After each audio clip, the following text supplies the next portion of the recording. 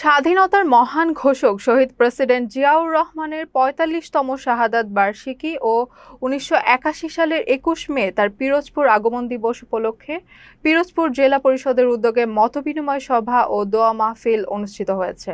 বৃহস্পতিবার দুপুরে জেলা পরিষদ অডিটোরিয়ামে আয়োজিত অনুষ্ঠানে প্রধান অতিথি হিসেবে উপস্থিত ছিলেন বিএনপির কেন্দ্রীয় নির্বাহী কমিটির সদস্য ও জেলা পরিষদের প্রশাসক অধ্যক্ষ আলমগীর হোসেন।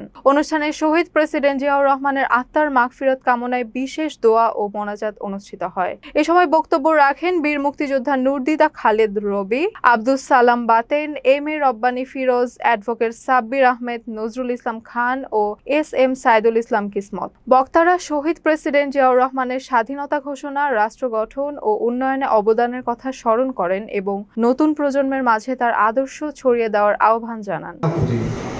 আমরা যে কয়জন পড়েন বাংলায় পড়লেই তার অর্থ পাবে, এইটাই নবীজি প্রচার করে।